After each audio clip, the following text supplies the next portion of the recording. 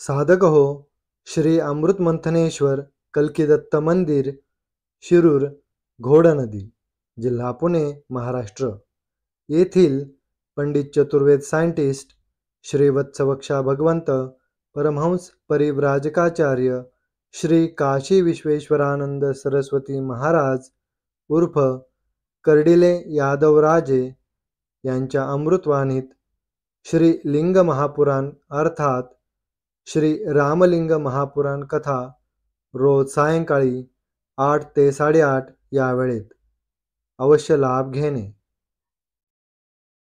ओम वक्रतुंड महाकाय सूर्यकोटि समप्रभ निर्विघ्नं कुरु मे देव सर्वकार्येषु सर्वदा. ओम गुरु ब्रह्मा गुरु विष्णु गुरु देवो महेश्वरा गुरु साक्षात् परम ब्रह्म तस्मै श्री गुरुवे नमः. ओम द्राम ओम सहस्रीशा विद्महे कल्किदत्ताय धीमहि तन्नो ब्रह्म प्रचोदयात्. ओम दत्त दत्त राम राम ओम दत्त दत्त राम राम ओम शिव शिव श्याम श्याम ओम शिव शिव श्याम श्याम. ओम शांताकारं भुजगशयनं पद्मनाभं सुरेशं ओम विश्वाधारं गगनसदृशं मेघवर्णं शुभांगनं ओम लक्ष्मीकान्तं कमलनयनं योगहृदानगम्यं वंदे विष्णु भवभयहरं सर्वलोकैकनाथं. ओम शांती. आज आपण श्रीलिंग महापुराणाचा श्री रामलिंग महापुराण कथा आरंभ करीत आहोत. याच्यामध्ये जी माहिती दिलेली आहे ती संक्षिप्त आहे आणि दिसायला चांगली आहे, म्हणजे थोडक्यात आहे. त्याकरता आता ययाती नावा जो राजा होता त्याने आपल्या 5 मुलांना पृथ्वीचं राज्य 5 खंडात दिलं. म्हणजे ऑस्ट्रेलिया, आफ्रिका, युरोप, अमेरिका आणि ते हे 5 राज्य 5 खंडात दिली. युरोप या 5 खंडामध्ये 5 होत्या. त्याच्यापैकी आजचा जो आहे आता तो ययातीचा जो मुलगा आहे यदू, त्याच्या वंशाचं वर्णन आहे.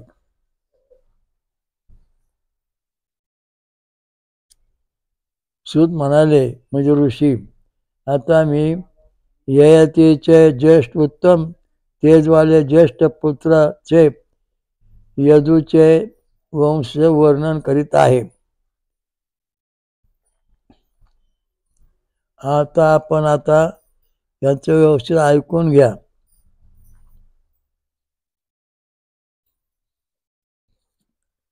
यदूचे देवपुत्र तुल्य 5 पुत्र झाले. त्यामध्ये सहस्त्रजित ज्येष्ठ पुत्र था आणि क्रोष्टू, नील, अजक तथा लघु अन्य पुत्र होते. सहजितचा पुत्र त्याचे समान झाला.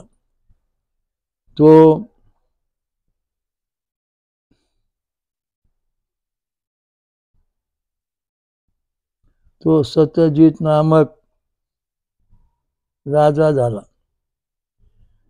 सत्यजिताचे महाकीर्तीवाले 3 पुत्र झाले. हाय तथा राजा रेणू हय नावाचे होते. हायाचे जो पुत्र झाला व धर्म नामाने प्रसिद्ध आहे. हे ब्राह्मण हो, त्याचे धर्मपुत्र नामक पुत्राला असा ऐकतोय.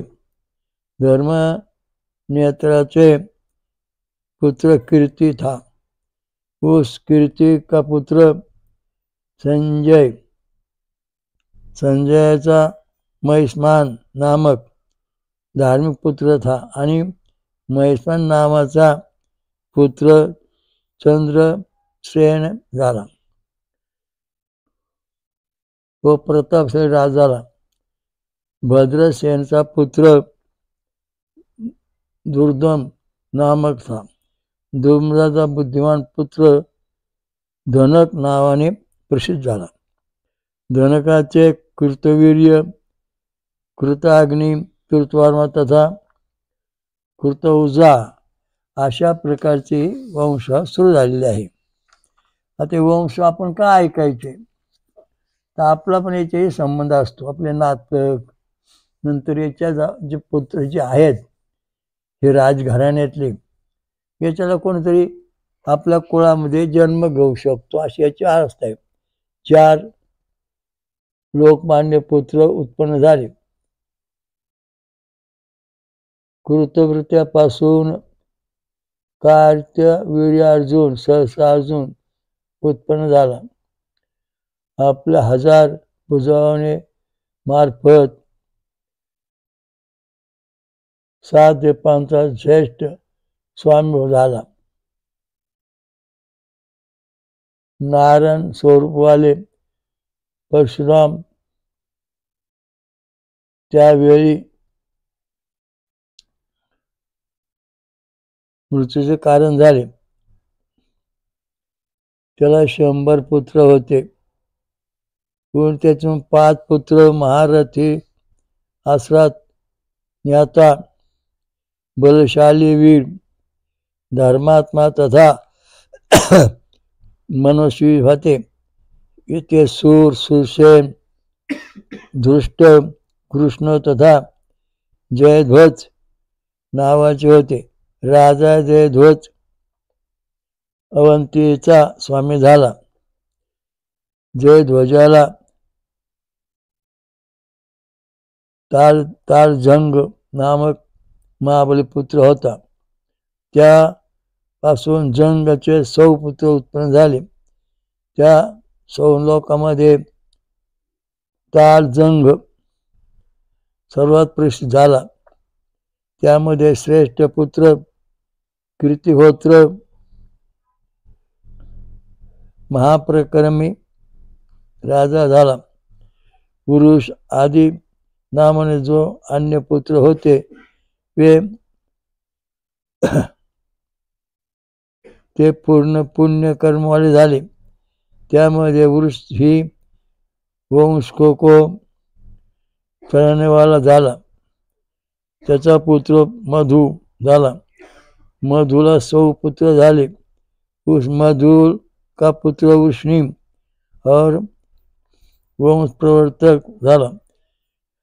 उसी के सभी वंशज कृष्ण नामक मधु से वंश के वंशज झाले. माधव झाले. यदुवंश से संबंधित यादव हय म्हणतात. त्या महात्मा हय के 5 वंश है. कीर्तिहोत्र, हयाती, भोज, अवंती तथा सुरसेन ये तालजंग स्वतः जातात. सुरसेन पुरुष कृष्ण तथा 5वी जयध्वज हे उत्तम हैव झाले. शूरसेनाचे वंशज शूर तथा शूरवीर नामाचे झाले. हे अनक ऋषीओ, त्या महात्मामध्ये देव सुद्धा शूरसेन हीच नामवाले जात काढतात. कीर्तिहोत्राचा पुत्र अनर्थ नावाने प्रसिद्ध झाला.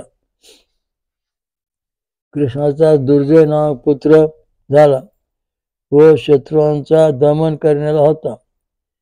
सर्व राजऋषी कोष्ठचे उत्तम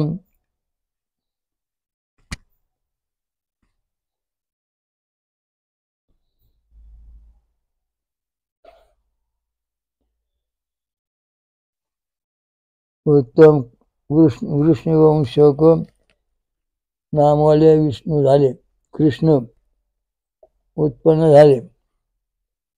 कोष्टका एक ही दुर्जनेक नामक महायशस्वी पुत्र झाला. त्याचे नाव स्वाती झाले. स्वातीचा पुत्र कुशंकू होता. त्याचे बाद संतांची इच्छे कर्तव्य गुण महाबली अंकुशने अनेक प्रकारचे पर्याप्त दक्षिणावाले महायज्ञाचे द्वारा योजन केले. इसके परिणामकारक रूप उसका चित्ररथ नामक पुत्र उत्पन्न झाला. ह्याच्यामध्ये मात्र मुद्दा असा आहे, ह्या राजाला संतती अजिबात होत नव्हती.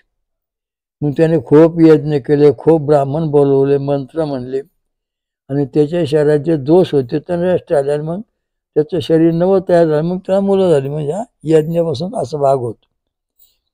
एक कर्माचा युक्त हा चित्ररथाचा पुत्र पराक्रमशाली शशीबिंदू झाला.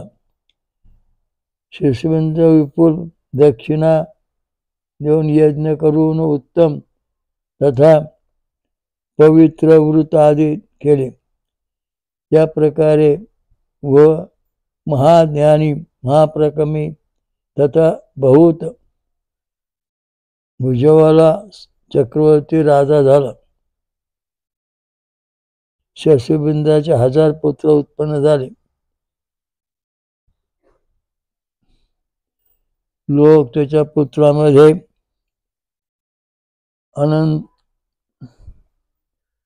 अंतको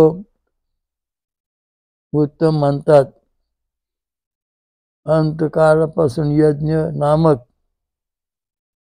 पुत्र उत्पन्न झाला. यज्ञ का पुत्र धृती झाला. त्या धृती का पुत्र उष्णता हुआ, उष्णा झाला. उष्णाचा धार्मिक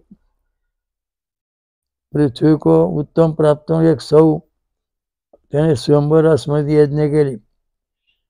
उषा का पुत्र क्षितेशु नामक राजा झाला. त्याचा मुलगा मरुत था. वंश को बढ़ाने वाला राजा झाला. पराक्रमी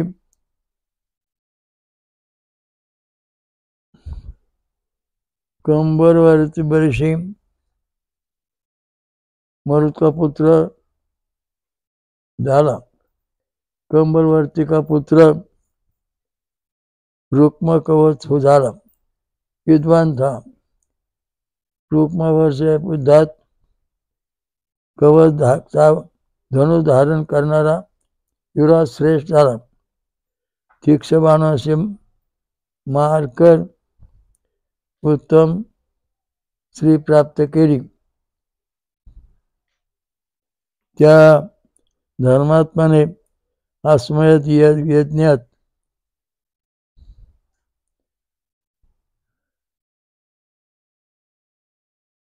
पृथ्वीजांचे पृथ्वी का दान केले. त्याने पृथ्वी दान केली. धर्मात ब्राह्मण जे होते त्यांना.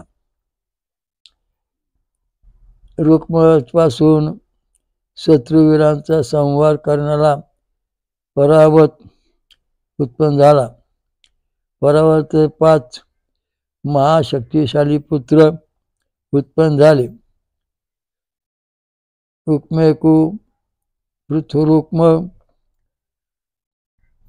जायम परीग आणि हरी. पिताने परीग तथा हरीला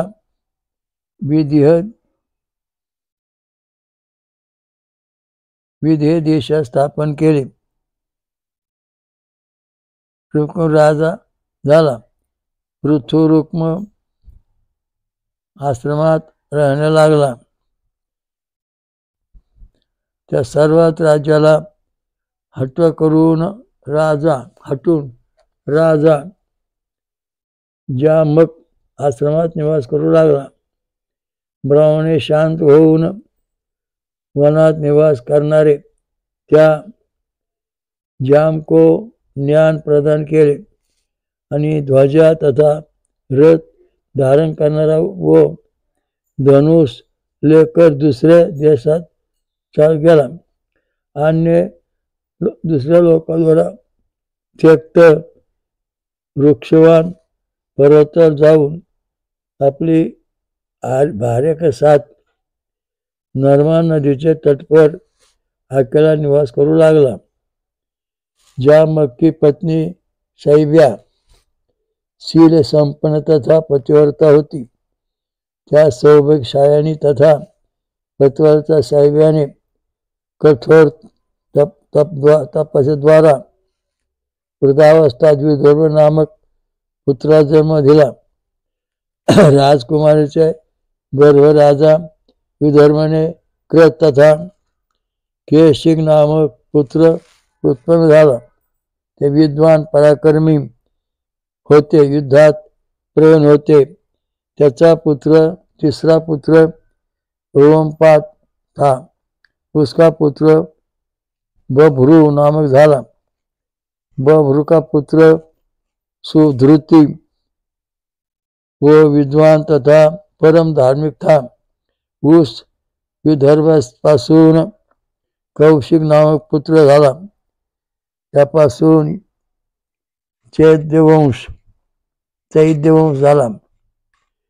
विदर्भाचा जो पुत्र कृत था उसका पुत्र कुंती झाला. कुंती पुत्र उत्पन्न झाला आणि पुत्र प्रतापी रणदृष्ट उत्पन्न झाला. आता याच्यामध्ये एक महत्वाची गोष्ट अशी आहे, याच्यामध्ये बरेच राजे जेवढे होऊन गेले त्या सगळ्या राजांनी जवळजवळ 5-25 राजाने संतती होण्याकरता यज्ञ केलेले आहेत. ब्राह्मण विद्वान पंडित त्यांना सगळ्यांना बोलवून हे यज्ञ संपन्न केले आणि यज्ञाच्या प्रभावामुळे त्यांना संतती झाली. हा सिद्धांत महत्वाचा मानलेला आहे ह्या वंशामध्ये.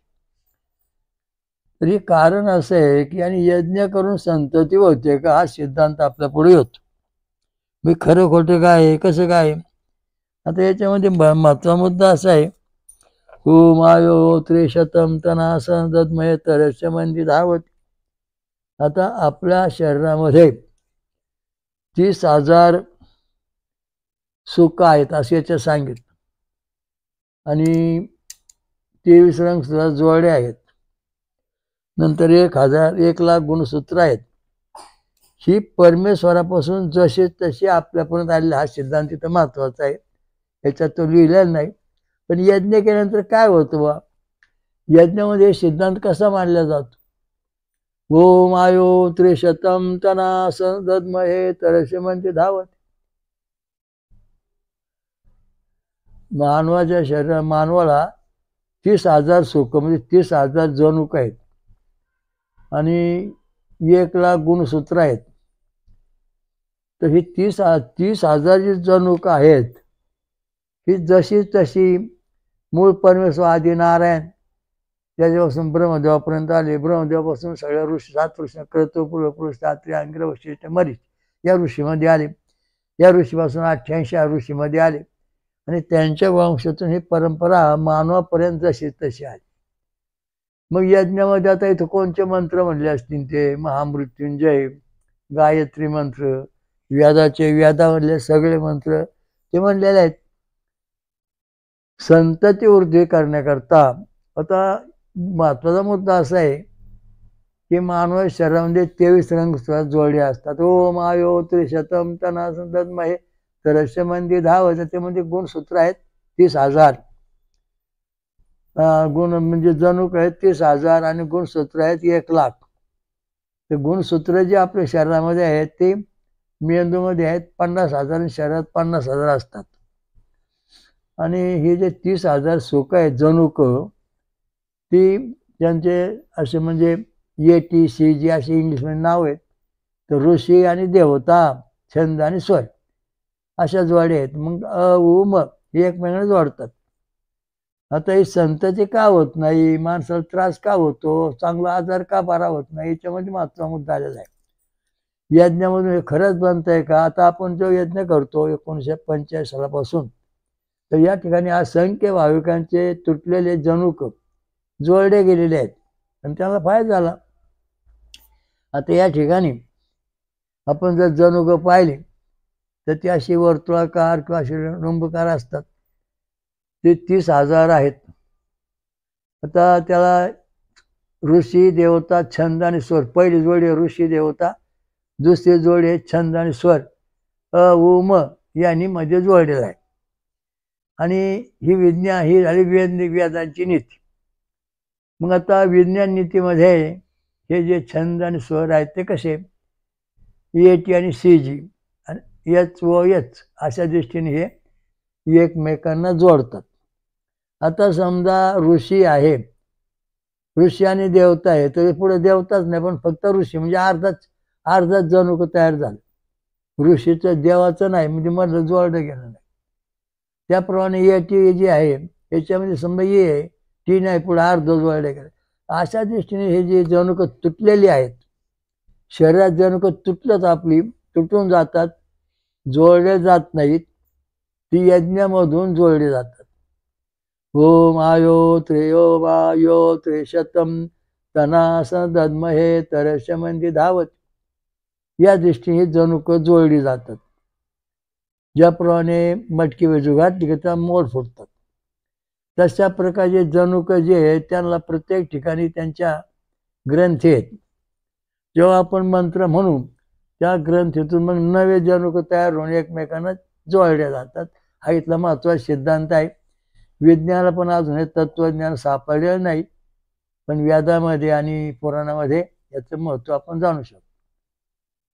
म्हणजे मटकी आहे ते पाण्यात भिजू घातल्यानंतर तिला मोड फुटतो. त्याप्रमाणे हे जे जनुक आहेत ऋषी आणि देवता मध्ये अ उ म छंद आणि स्वर अ उ म याने जोडले गेले, बॉड म्हणतात, हे जोडले गेले. तर इंग्लिशमध्ये आहे AT आणि CG HOH अशा इष्टीने जोडल्या जातात. आता हे जर समजा जनुकाची निश्चित रेषा आहे, 2 धारा त्यांनी सांगितल्या, ओम आयो त्रिशतम तना दद्महे तरस्य म्हणजे 2 धारा. ह्या 2 धारा जणू सोमरसाचा पडतात, म्हणजे सोमरसापासून ही जनुक तयार होतात. हा सिद्धांत वेदात मानलेला आहे आणि वेदनामधून तो सिद्ध होतो. आता समजा हिरडे आहेत आणि त्याच्यात दातच नाहीत, पण जेव्हा हिरड्या फुगते तेव्हा त्यात दात येतात आणि मग ते दात उगवतात. तशा प्रकारचं हे जे जनुकाचं आहे ATCG किंवा ऋषी देवता छंद आणि स्वर उम, हे तुम्ही नकाशा काढून पाहिजे, मग तुम्हाला कळलं जोडायचं कसे. आणि मग समजा आता म्हणजे याच्यामुळे ऋषी आणि देवतेच्या पुढं देवतेच्या बाजूचा भाग तयार झालेला नाही, तिथे फक्त बारीक ग्रंथी आहे पुढं त्याच्या समोरच्या बाजूला, आणि मध्ये उंबण पण नाही. पण जेव्हा होम हवन चालतं तेव्हा त्या ठिकाणी गेल्यानंतर ह्या जे ग्रंथी आहेत त्या ग्रंथीतून मटक्याचा कोंब फुटतो, तशी एक रेषा तयार, म्हणजे जनुक तयार होऊन ही जे अर्ध आहे त्याला जोडले जातात. म किंवा HO हे जोडल्यानंतर मानवाच्या शरीरातले आजार बरे होतात, त्याला संतती होते. हा याचा महत्त्वाचा मुद्दा आहे. त्याच्याकरता हा यज्ञ एक दिवस नाही, जवळजवळ वर्षे 6 महिने ते जो सारखं बसून राहावं लागतं, 3-3 तास बसून राहावं लागतं. याच्याजवळ तो हे जोडले जातात. नुसत्या पाया पळून चालत नाही, याच्यामध्ये कसदार हवन दिलं जातं आणि त्या हवनाचा वाफ होतो, म्हणजे हवा म्हणजे प्रकाश होतो, प्रकाशाचा वायू बनतो, तो वायू माणसाच्या शरीरात उतरतो. तो शरीरात उतरला की त्याच्यामध्ये ते जोडले जातात. आणि मग गायत्री मंत्रात 23 रंग सुद्धा जोडे आहेत. गायत्रीचे 3 चरण. ओम तत्सवितुर्वरेण्यं भर्गो देवस्य धीमहि धियो यो नः प्रचोदयात्. ही पहिली 7 अक्षर म्हणजे 8 अक्षर, 8 दोन्या. तरी खालचे जे पहिली पेशी आहे रिंगण, त्या रिंगणामध्ये 8 ठिकाणी स्पर्श होतो.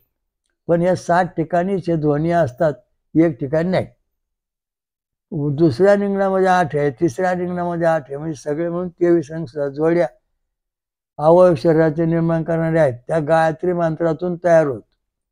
गायत्री मंत्र 1,00,000 जप केला होमामध्ये हवन देऊन, ओम भुवं भुवं स्वं अहं जनम तपं सत्यम ओम तत्सवितुर्वरेण्यं भर्गो देवस्य धीमहि धियो नः प्रचोदयात्. हे जर असं आपण म्हणलो, 1,00,000 वेळा हवन दिलं, तर आपल्या शरीरामध्ये काय काय लोकांना पुस्तकपणा सांगितला, आज म्हणजे तुम्हाला संतती म्हणा लिहून दिलं. मग त्यांना सांगितलं तुम्ही येत जा मुशा पौर्णिमेला किंवा इथे खेटी घालत राहा. काही काही तर राहिले 10 दिवस 15 गुरुदेव महात्म्याचं पारायण होम हवन. त्यांच्या शरीरात जे गुणसूत्र तयार होत नव्हती तयार झाली आणि संतती झाली.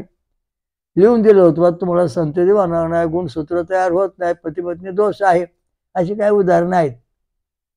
तर ते यज्ञाजवळ बसून आणि गायत्री मंत्राच्या प्रभावाने ही रंगसूत्र पुन्हा त्या ठिकाणी तयार झाली. तयार झाल्यानंतर संतती झाली.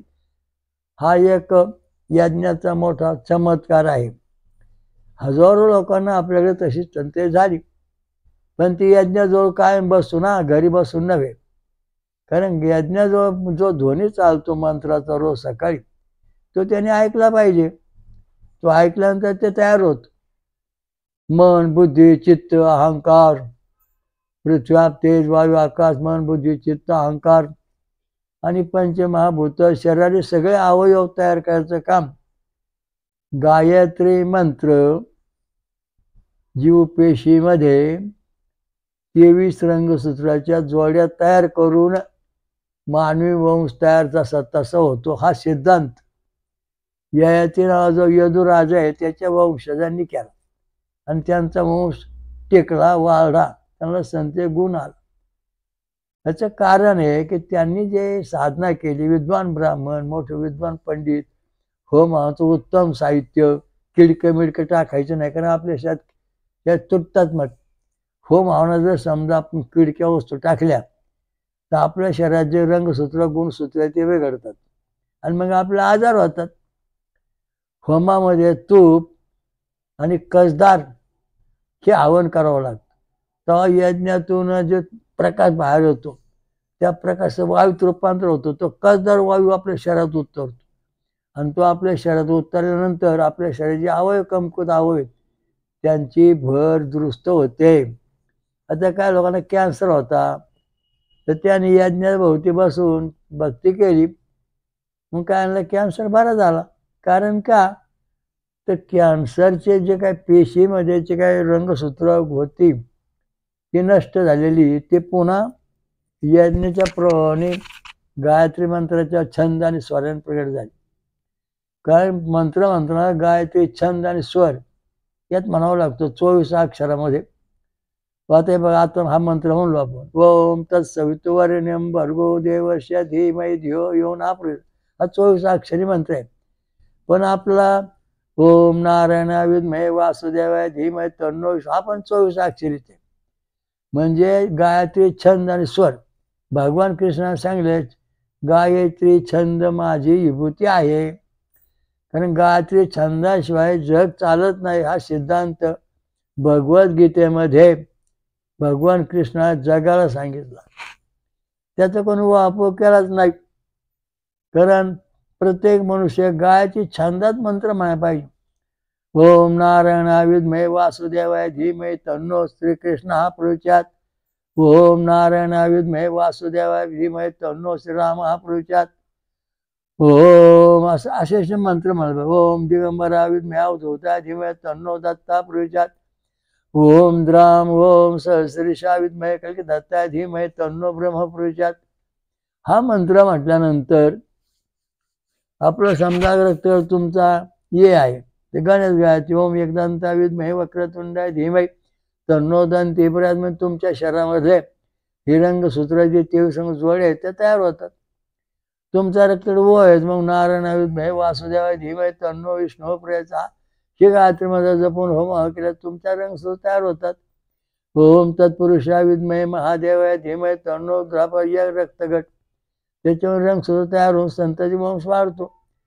ओम नारायण विद्महे ओम भास्करा विद्महे सूर्यदेवाय धीमहि तन्नो ब्रह्म प्रचोदयात्. मग बी रक्ताचा मंत्र असं तयार होतो. गायत्री छंदात गायल्याशिवाय मानवाचं जीवन सुखी होत नाही. आता काही समाज जो आहे ब्राह्मण ऋषी मुनी हे सतत गायत्री मंत्रात जप करतात.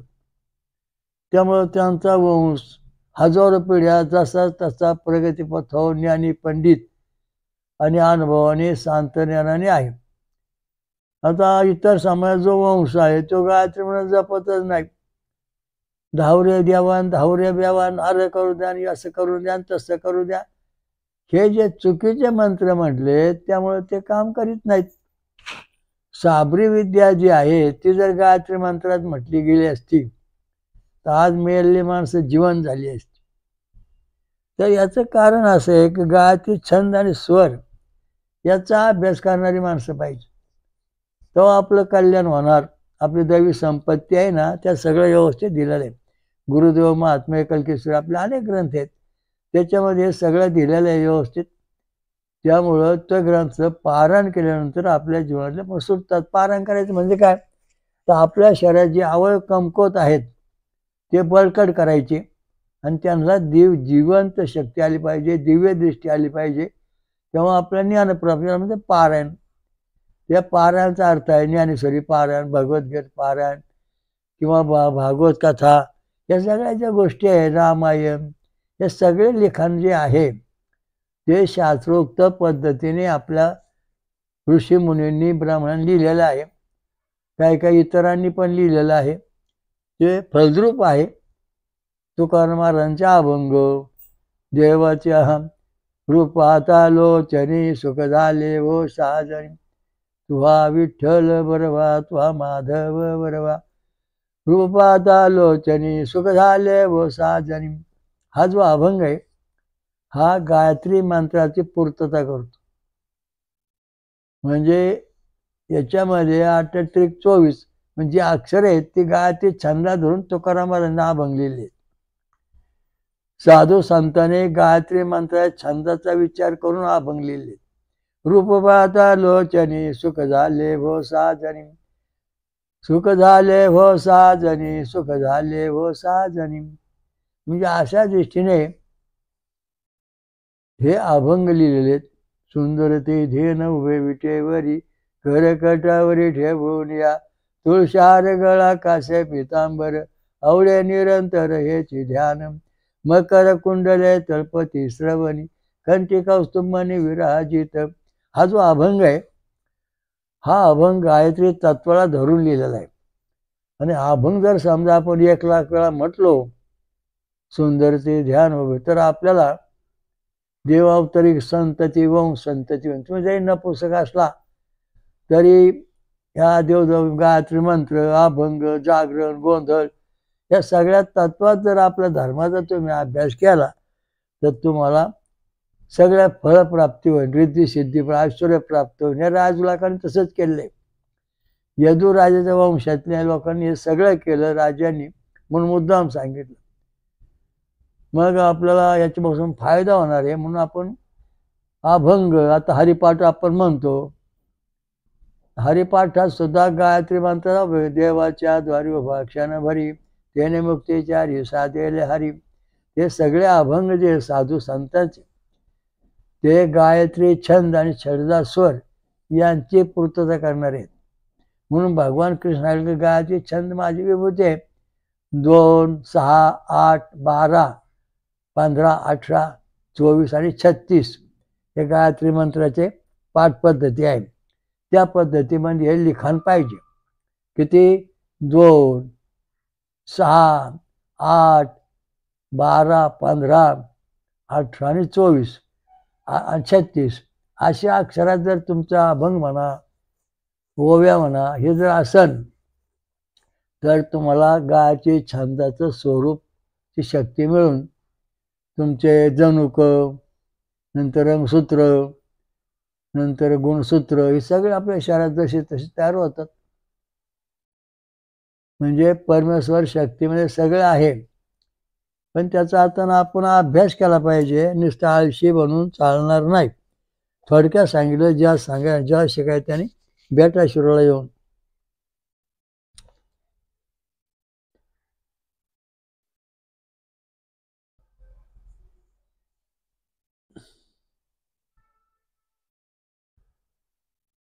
रणधृष्ट का पुत्र विधृती झाला.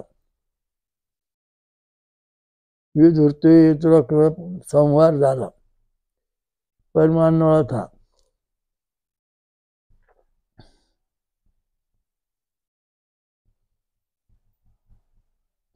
विधृतिका शाबक नावाचा पुत्र होता, जो मोठे मोठे राजांचा वध करणारा होता.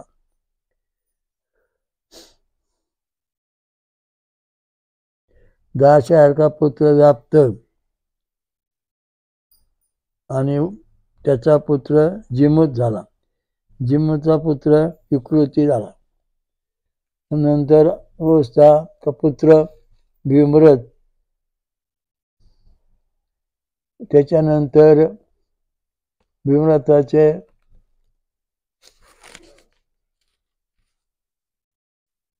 नवरथ नामक पुत्र झाला.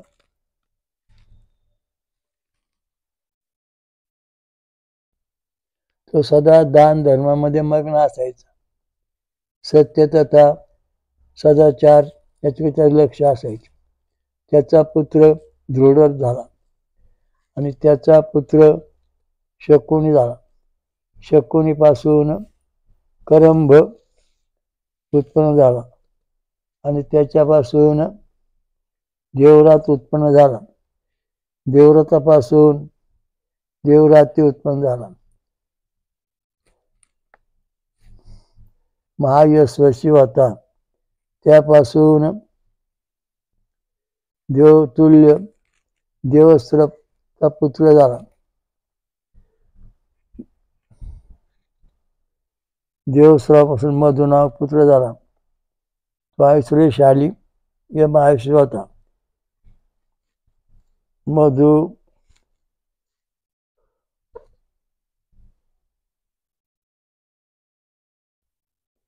मधुवंशी वृद्धी करणारा राजा झाला. मधुपासून कुरुवंश नाव पुत्र झाला. कुरुवंश पासून अनुपुत्र झाला. अनुपासून श्रेष्ठ गुरुत्वान उत्पन्न झाला. गुरुत्वानापासून वेधर्वी भद्रवती पासून अंशने जन्म दिला. अंशने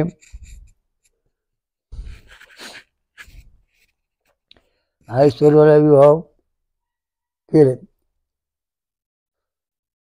सत्य उत्पन्न झाला. सत्वापासून सात्वत उत्पन्न झाला. समस्त गुणाने उत्पन्न झालेला पुत्र होता.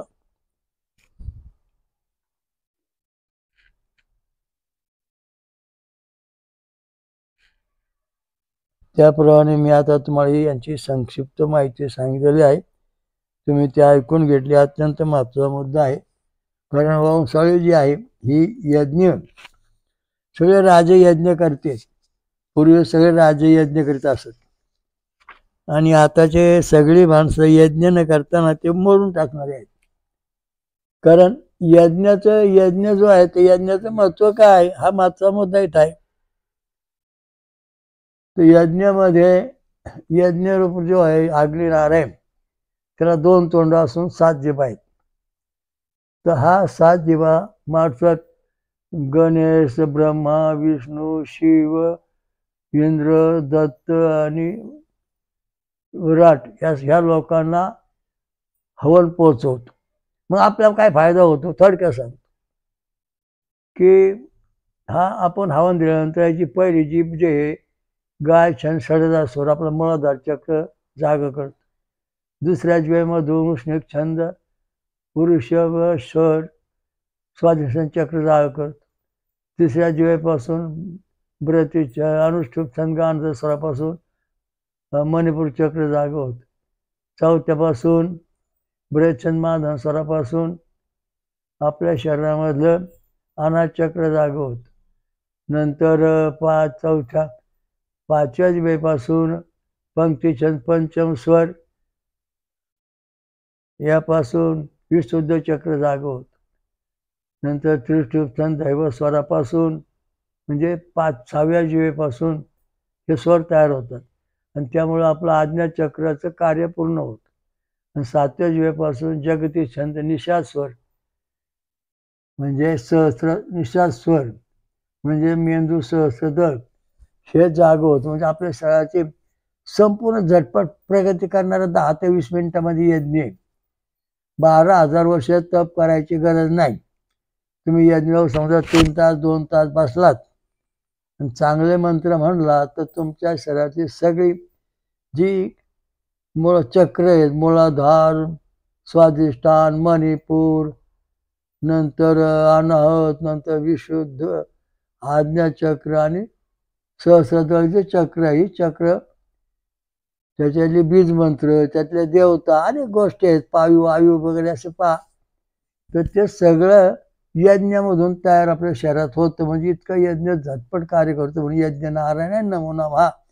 ओम स्वयंभू विश्वराजा श्री अमृतमंत्र कलकत्ता महाराज की जय. स्वयंभू महापंचसागरेश्वरी महादुर्गा महाशाकंभरी माता की जय. ब्रह्मश्री अत्रे महाराज की जय. महासती अनुसया माता की जय. सर्व देव देवतां की जय. साधु संतन की जय.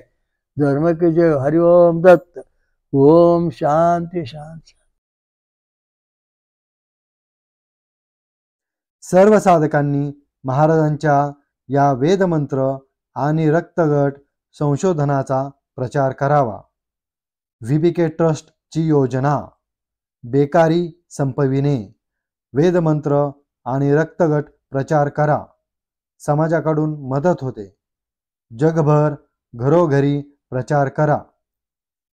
अधिक माहितीसाठी पुढील पत्त्यावर भेट देणे किंवा संपर्क साधणे. VBK ट्रस्टचे स्वयंभू विश्वराजा श्री अमृतमंथनेश्वर कल्किदत्त मंदिर, पाषाणवाडी, शिरूर, घोडनदी, जिल्हा पुणे, महाराष्ट्र. हरिओम दत्त.